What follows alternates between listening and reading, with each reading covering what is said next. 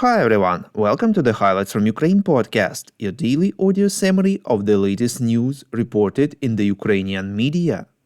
My name is Artem, and here is the news.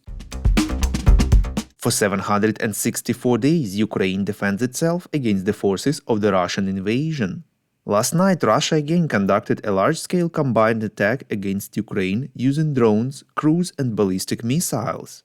Ukraine's air defense destroyed 58 out of 60 Shahed drones and 26 out of 39 missiles of various types. The Russians aimed at Ukraine's fuel and energy sector. It is known that at least 3 thermal power plants were severely damaged and the power engineer was injured, reports Ukrainska Pravda. Explosions were registered in Khmelnytsky, Dnipro, Ivano-Frankivsk regions. Air defense worked in the Lviv region as well. President of Ukraine Volodymyr Zelenskyy gave an interview to CBS, reports NV.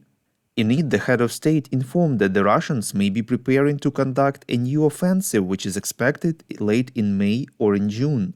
He did not specify which fronts was under risk. CBS News states that Ukrainian forces are not prepared to defend against another major Russian offensive. Meanwhile, Zelenskyy himself does not say in the video that the Ukrainian army is unable to resist this possible threat. He stresses that Kyiv needs help to prepare the brigades which will have to fight, especially during the counter-offensive actions Russia wants to start. He added that the Ukrainian army had stabilized the situation and it is better now than 2-3 months ago when there was a significant deficit of artillery ammunition and different types of armament. Zelenskyy stated that Ukraine urgently needs more of the US-made Patriot air defense systems and more artillery.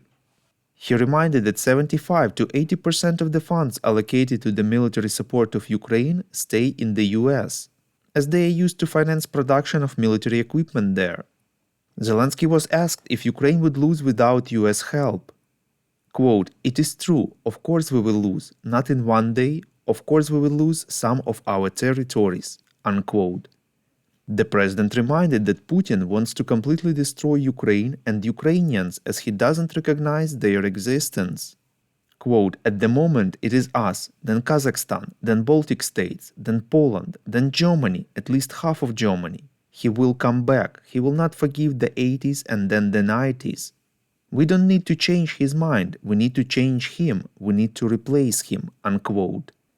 The Institute for the Study of War reported that since the start of offensive operations in October 2023, Russian troops have seized 505 square kilometers of Ukraine's territory. From 1st January till 28 March this year, Russian troops seized almost 100 square kilometers more than they did in the last 3 months of 2023. We would really appreciate if you could recommend us to your friends and family, as well as share information on social media. This way more people would learn about the podcast and truth about Russia's invasion of Ukraine. Italian outlet Corriere della Sera informs that participants in a Czech-led initiative to purchase artillery shells for Ukraine outside Europe have signed an agreement under which Kyiv will receive 1 million rounds of ammunition, which is more than was initially planned, reports European Pravda. Initially, it was planned to purchase 800,000 shells, 500,000 for the largest caliber 155 mm and 300,000 more for 122 mm, but Czech officials have found an additional 200,000 shells. It is not known which companies have been approached, although rumors point to South Korea, Turkey and possibly South Africa. In addition, the newspaper reported that Ukraine could receive the first batch of ammunition as early as April rather than in June, as the Czech government had publicly stated previously. A total of over 15 countries have joined the Czech initiative, the article states, namely Germany, France, the Netherlands, Norway, Sweden, Portugal, Belgium, Poland and Canada. Not all of them have publicly announced the amount of funds they have contributed to the purchase of the ammunition. Also yesterday, Germany announced a new batch of military aid to Ukraine.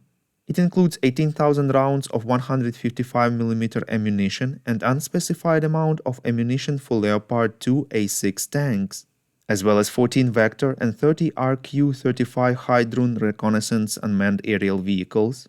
In addition, Germany has handed over 5 tracked repair and recovery vehicles, 9 tracked command all-terrain vehicles, 6 Vicent-1 mine clearance vehicles, 2 Beaver bridge pavers, 1 Berge Panzer II armored recovery vehicles, 1 armored combat repair vehicle, 9 mine trawlers, 3 border guard vehicles, and 6 Mercedes-Benz Zetros fuel tankers.